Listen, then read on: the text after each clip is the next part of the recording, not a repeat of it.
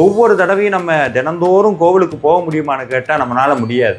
ஆனால் நம்ம வீட்டையே கோவிலாக மாற்ற முடியும். அது எப்படி பண்ணுறது அப்படின்னா மிகச் சுலபம். திருப்புகள் எங்கெல்லாம் பாடப்படுகிறதோ அங்கெல்லாம் முருகன் இன்று கேட்டுக்கொண்டிருப்பார் அப்படிங்கிறது அருணகிரிநாதருடைய சத்தியமான வாக்கு. திருப்புகள் படிக்கக்கூடிய ஒவ்வொரு இல்லத்திலும் உள்ளத்திலும் முருகப்பெருமான் எழுந்தருள்வார். அப்படி நாம் தினந்தோறும் வீட்டிலே பூஜை செய்யும் போது அவசியம் திருப்புகள் பாட வேண்டும். ஒரு மனிதன் எடுத்துட்டோம் அப்படின்னா அவனுக்கு 3 வகையான நோய்கள் இருக்கிறது. உடலிலே ஏற்படக்கூடிய நோய், உள்ளத்திலே ஏற்படக்கூடிய நோய், உயிரிலே ஏற்படக்கூடிய நோய். உடலில் ஏற்படக்கூடிய நோய்க்கு நம்ம பேர் சொல்கிறோம், காய்ச்சல், தலைவலி அப்படின்னு நிறைய வச்சுருக்கோம். உள்ளத்தில் ஏற்படக்கூடிய நோய்க்கு பஞ்சமே கிடையாது. கவலை, சோர்வு, கோபம், எரிச்சல், இது மாதிரி சொல்லிகிட்டே போகலாம். உயிருக்கு ஏற்படக்கூடிய நோய் தான் பிறப்பு அப்படின்னு சொல்கிறது. இந்த 3 நோயையும் எது முடித்து வைக்கும் அப்படின்னா பூஜை முடித்து வைக்கும். தினந்தோறும் எப்படி வழிபாடு பண்ணுறதுன்னா ஆடம்பரமாக நிறையா பூ, நிறையா புகையெல்லாம் போட்டு அப்படியெல்லாம் இல்லை. தினந்தோறும் வழிபாடுங்கிறது நீங்களும் முருகனும் பேசிக்கொள்ளக்கூடிய ஒரு அந்தரங்கமான உரையாடல். அதில் எந்த வகையான வேண்டுதல்களோ எந்த வகையான கவலைகளோ எதுவுமே இல்லாமல் நம்ம ஒரு பேர் உணர்வோடு முருகனை வழிபடணும். அந்த பேர் உணர்வு என்னன்னா, எந்த திருப்புகள் பாடுவது, எதை செய்து முருகனுக்கு வழிபாடு பண்ணுவதுன்னா நிறைய திருப்புகள் இருக்கிறது. இல்லை எந்த திருப்புகள் வேணால் நீங்கள் பாடலாம். அதில் ஏதாவது ஒரு திருப்புகள் எடுத்துக்கொண்டு தீபம் ஏற்றணும். அதே மாதிரி நான் முன்னமே சொன்ன மாதிரி வழிபாட்டில் ரொம்ப முக்கியமான ஒரு அங்கம் எதுன்னா, நம்மளுடைய சமயம் நமக்கு திருப்ப சொல்லுவது என்னன்னா, தீபம் ஏற்றுங்க. வீட்டில் என்னைக்கும் கட்டாயம் தீபம் இருந்து கொண்டே இருக்க வேண்டும். கோவில் ஏற்றப்படக்கூடிய தீபங்களுக்கு அவ்வளவு அர்த்தங்களை ஆகமங்கள் சொல்லுகிறது. ஒரு தீபங்கிறதுக்கு அவ்வளவு விஷயங்கள் இருக்கிறது. அதே மாதிரி எந்த வீட்டில் தீபம் சுடர்விட்டு எரிகிறதோ, எந்த வீட்டில் தீபம் வழிபடப்படுகிறதோ அங்கு மகாலட்சுமியினுடைய அருள் வரும், குலதெய்வத்தினுடைய அருள் நிச்சயமாக வரும். நான் எப்போதும் சொல்கிறது என்னென்னா, சண்முகருடைய படம், திருச்செந்தூர் செந்திலாண்டவன் சண்முகருடைய படம் பச்சை சாற்றி, சிகப்பு சாற்றி, வெள்ளை சாற்றின்னு இருக்கும். அதில் குறிப்பாக பச்சை சாற்றியில் இருக்கக்கூடிய சண்முகரை வீட்டிலே மாட்டி வையுங்கள். அவரை ஒவ்வொரு நாளும் பார்த்தாலே போதும். அவர் பார்த்தாலே போதும் நமக்குள்ள ஒரு தனி ஒரு நம்பிக்கை ஒன்று பிறக்கும். என்னன்னா, எல்லா பிணியும் எந்தனை கண்டால் நில்லாதோட நீ என கருள்வாய்னு கந்தசஷ்டி கவசம் சொல்லக்கூடிய அந்த வரி நம் வாழ்விலே மெய்ப்பிக்க தொடங்கும்.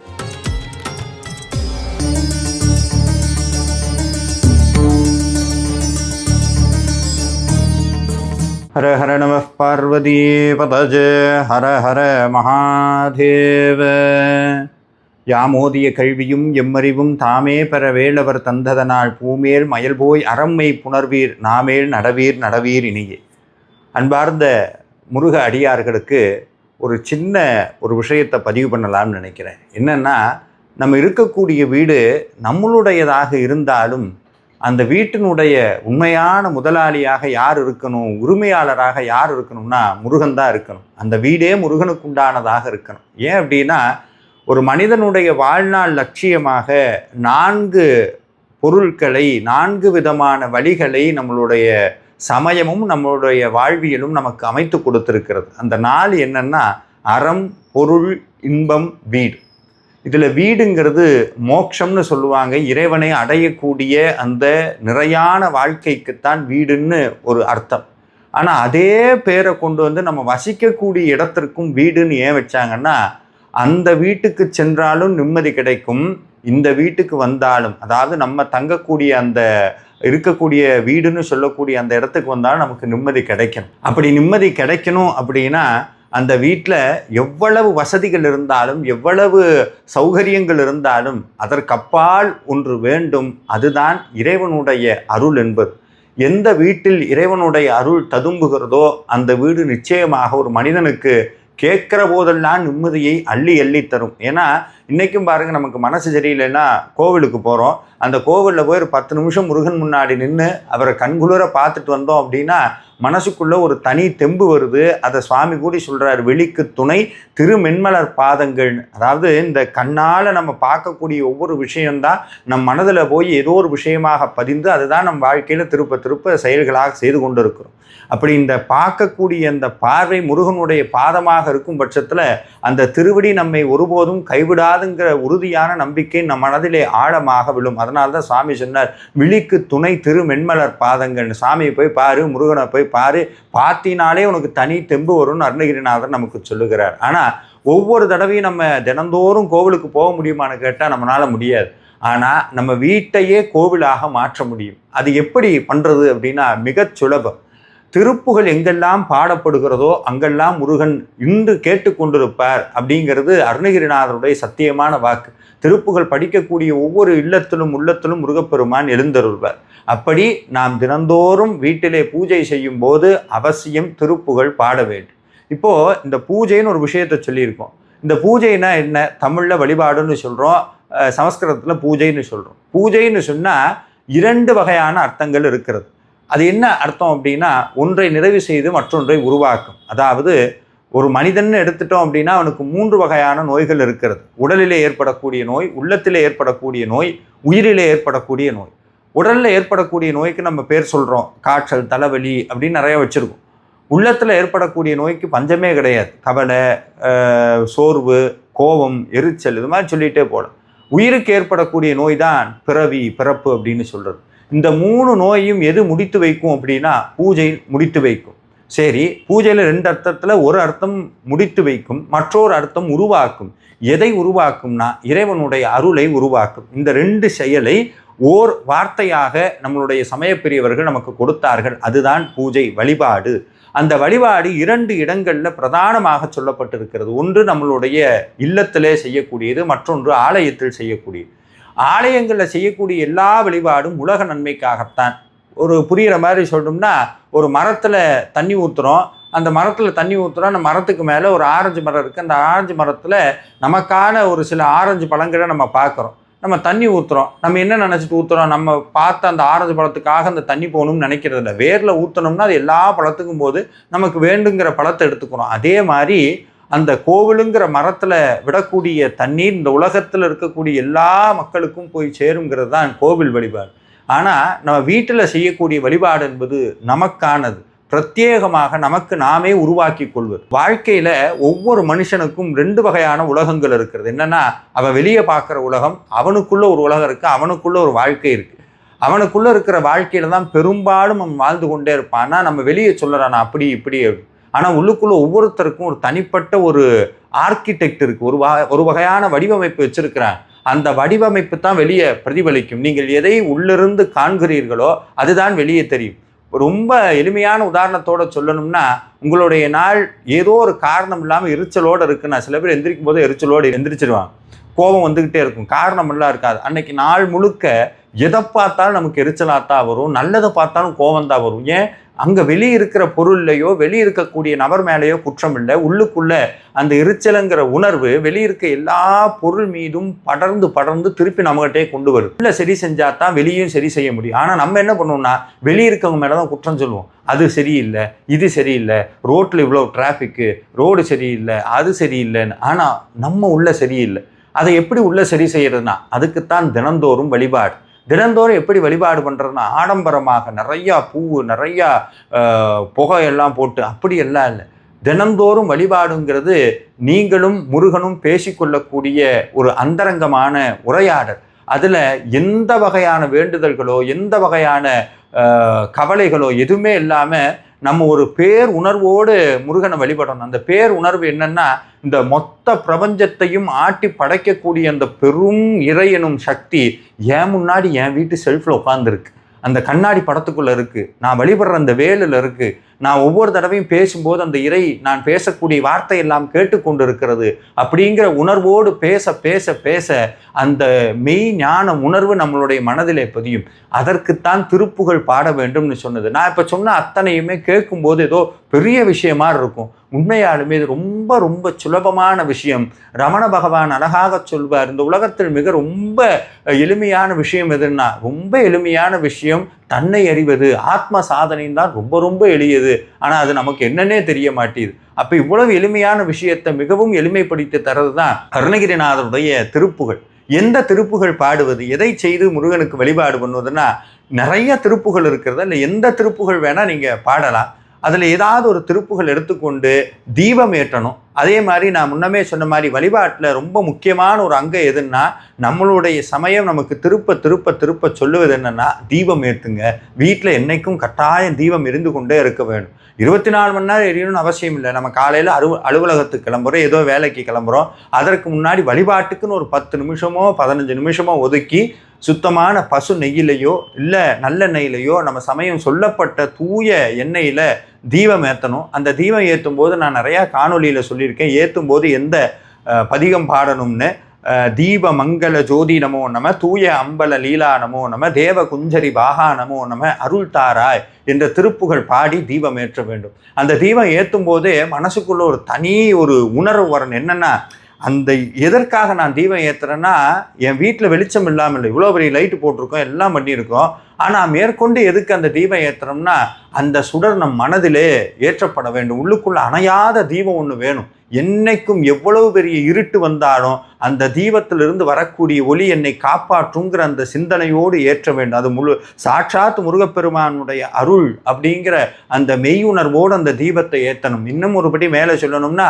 பழங்காலத்துல எல்லாம் முருகனுடைய விக்கிரகங்களையோ இல்லை படங்களையோ வைத்தெல்லாம் பூஜை பண்ணல, தீபத்தில் தான் சாமியை பூஜை பண்ணுவாங்க. இன்றைக்கும் கேரளா சம்பிரதாயத்தில் இறைவனை தீபத்தில் ஆவாகனம் பண்ணி பூஜை பண்ணக்கூடிய முறை எத்தனையோ இருக்கிறது. தீப துர்க்கை என்று அன்னையை தீபத்தில் ஆவாகனம் பண்ணி பூஜை பண்ணக்கூடிய வழக்கங்கள் எவ்வளவோ இருக்கிறது. கோவில் ஏற்றப்படக்கூடிய தீபங்களுக்கு அவ்வளவு அர்த்தங்களை ஆகமங்கள் சொல்லுகிறது. ஒரு தீபங்கிறதுக்கு அவ்வளவு விஷயங்கள் இருக்கிறது. அதே மாதிரி எந்த வீட்டில் தீபம் சுடர்விட்டு எரிகிறதோ, எந்த வீட்டில் தீபம் வழிபடப்படுகிறதோ, அங்கு மகாலட்சுமியினுடைய அருள் வரும், குலதெய்வத்தினுடைய அருள் நிச்சயமாக வரும். தீப வழிபாடு என்பது அவ்வளவு மிகச் சிறந்தது. எவ்வளவு தீபம் ஏற்றமோ அவ்வளவு தூரம் நல்லது. இன்னைக்கும் நம்மளுடைய வாழ்வை மாற்றும் வேல்மாறல் வழிபாடு ஒவ்வொரு மாதமும் பல ஊர்களில் நடத்துகிறோம். அந்த வழிபாட்டில எல்லாம் முருகப்பெருமானுக்கு பிரத்யேகமாக அதிகாலையில் பண்ணும்போது பார்த்தீங்கன்னா கிட்டத்தட்ட எப்படி 30-35 தீபத்துக்கு மேலே ஏற்றிடும். அந்த தீபத்தில் சுவாமியை பார்க்கும்போது கிடைக்கக்கூடிய அந்த உணர்வுங்கிறது சாதாரணம் கிடையாது. அவ்வளோ பெரிய ஒரு உணர்வு. அந்த உணர்வை நம்மளும் கொண்டு வரணும்னா வீட்டில் கட்டாயம் தீபங்கள் ஏற்றணும். எவ்வளவு ஏற்றுறது?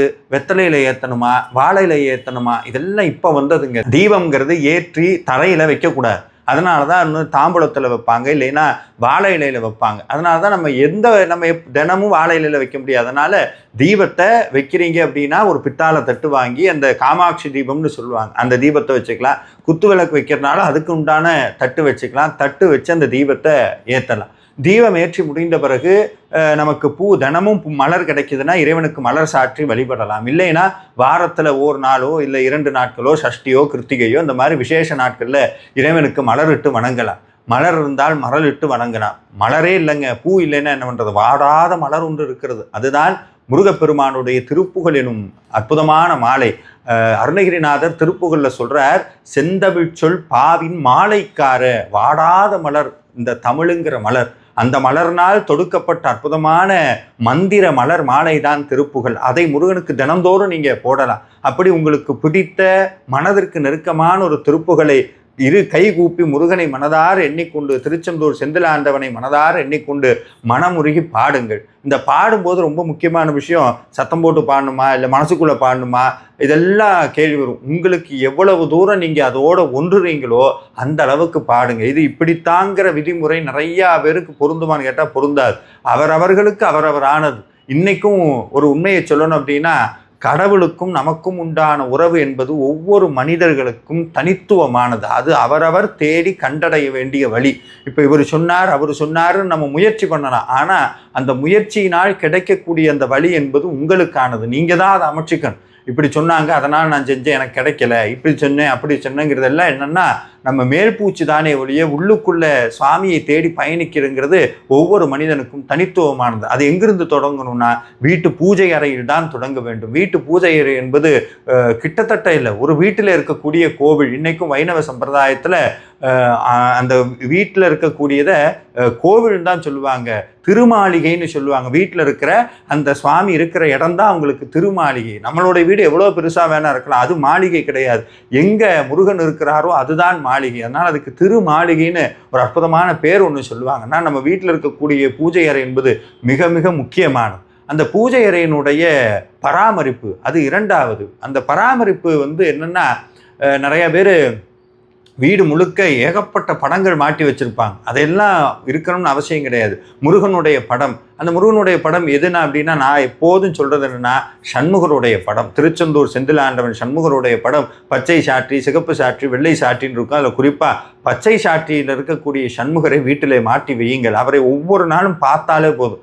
அவர் பார்த்தாலே போதும் நமக்குள்ள ஒரு தனி ஒரு நம்பிக்கை ஒன்று பிறக்கும். என்னன்னா, எல்லா பிணியும் எந்தனை கண்டால் நில்லாதோட நீ என கருள்வாய்னு கந்தசஷ்டி கவசம் சொல்லக்கூடிய அந்த வரி நம் வாழ்விலே மெய்ப்பிக்க தொடங்கும். தினந்தோறும் வீட்டில் இந்த தீபத்தை ஏற்றி திருப்புகழ் பாட பாட பாட முருகனுடைய அருள் பரிபூரணமாக வீட்டிலே தங்கும். இது ஒரு வகையான வழிபாடு. இரண்டாவது, விசேஷமான நாட்களில் செய்யக்கூடிய வழிபாடு. அதற்கு கொஞ்சம் நேரம் எடுத்துக்கலாம். அது எது அப்படின்னா, நம்மளுடைய நாரத மகரிஷி முருகப்பெருமானை எண்ணி பூஜை செய்வதற்கென்று பிரத்யேகமான சில நாட்களை முசுகுந்த சக்கரவர்த்திக்கு சொல்லி கொடுத்தார். அது எதுன்னா, கிருத்திகைன்னு சொல்லக்கூடிய முருகப்பெருமானுடைய நட்சத்திரம் வரக்கூடியது கிருத்திகை நட்சத்திரம். அதுக்கடுத்து முருகப்பெருமானுடைய விசாக நட்சத்திரம்னு ஒன்று வரும். அதான் முருகப்பெருமானுடைய நட்சத்திரம். மாதத்தில் விசாக நட்சத்திரம் அன்னைக்கு பண்ணுறது. அடுத்து சஷ்டி திதியில் முருகப்பெருமானுக்கு பண்ணுறது.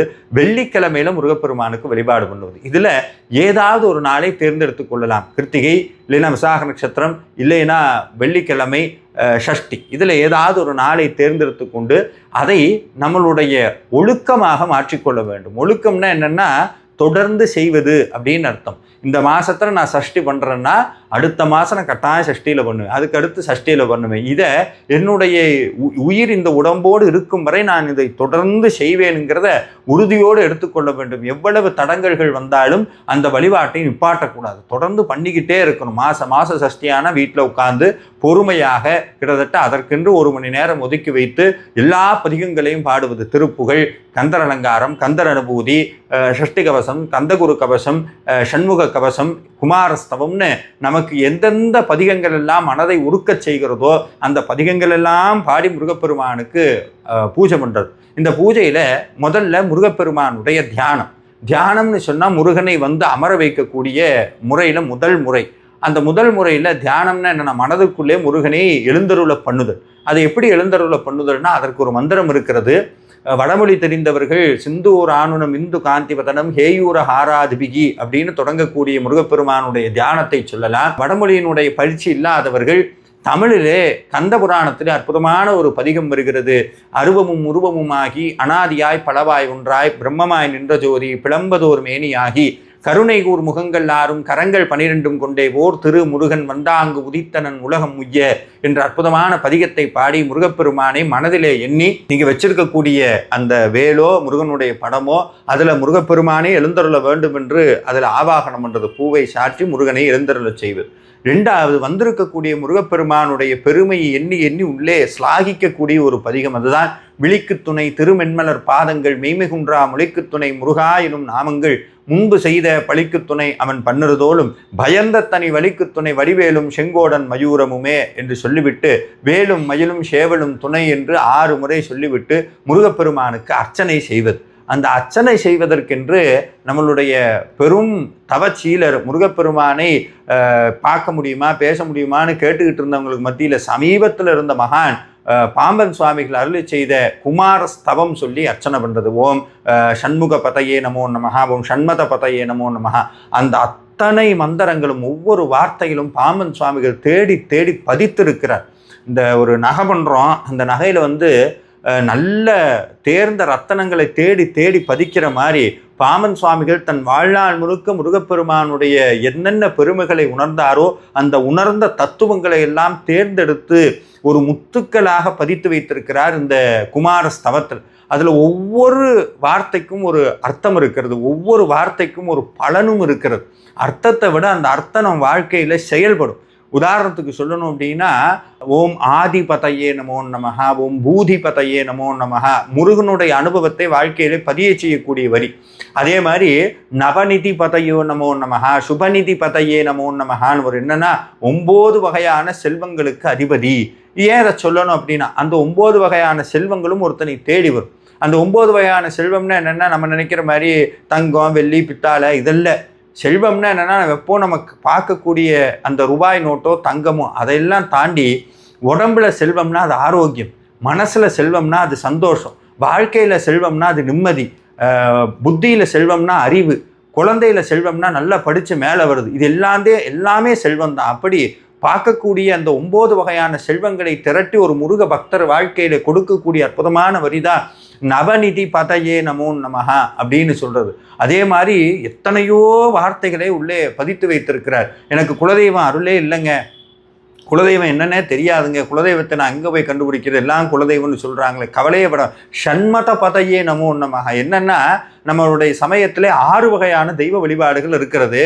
சிவபெருமானை சொல்லக்கூடிய சைவம், விஷ்ணுவை குறிக்கக்கூடிய வைணவம், அம்பாளை குறிக்கக்கூடிய சாக்தம், முருகனை குறிக்கக்கூடிய கௌமாரம், விநாயகரை குறிக்கக்கூடிய கானபத்தியம், சூரியனை குறிக்கக்கூடிய சௌரம்னு 6 வழிபாடுகள் இருக்கிறது. இந்த 6 வழிபாட்டினுடைய தலைவனாக ஒருத்தன் தாண்டா இருக்கான், அது முருகப்பெருமான். ஷண்மத பதயே நமோ நமஹா.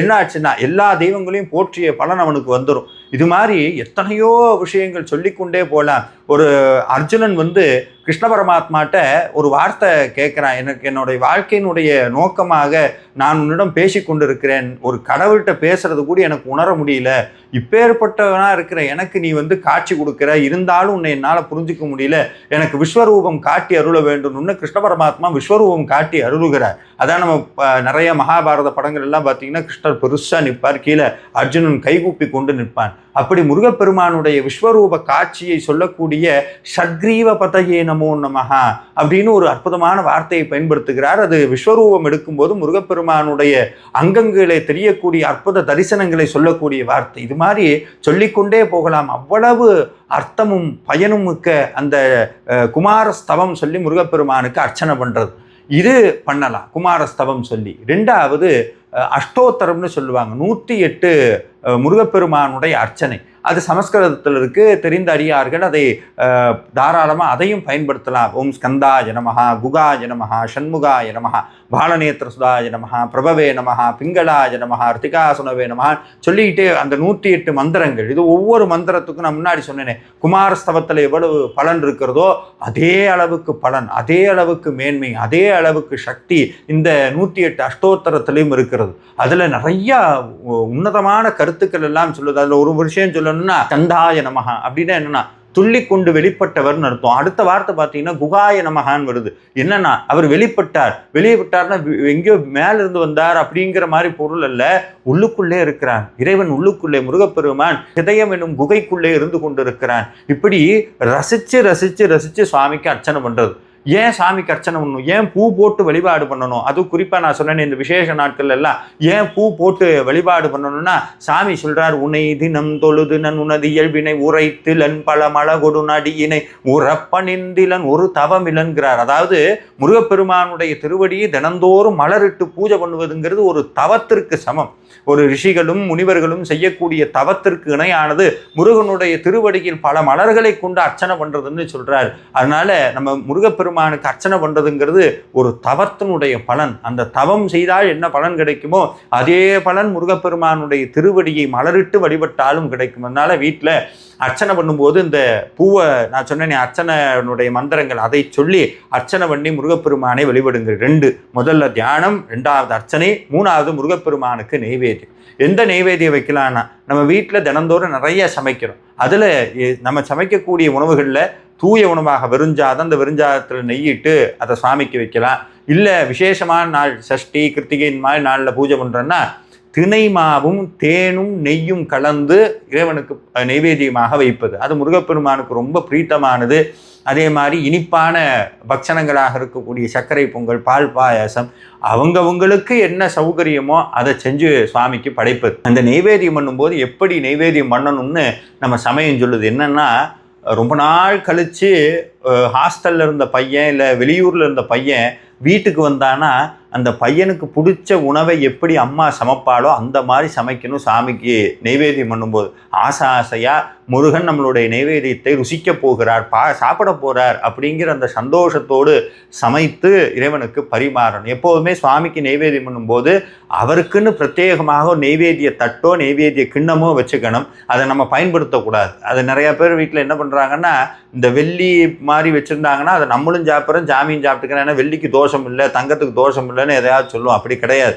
எந்த உலோகம்னாலும் இறைவனுக்கு வைப்பதோ அப்படி இறைவனுக்கு வைக்கணும் அப்படின்னா அவருக்குன்னு பிரத்யேகமாக தனியாக இருக்கணும்.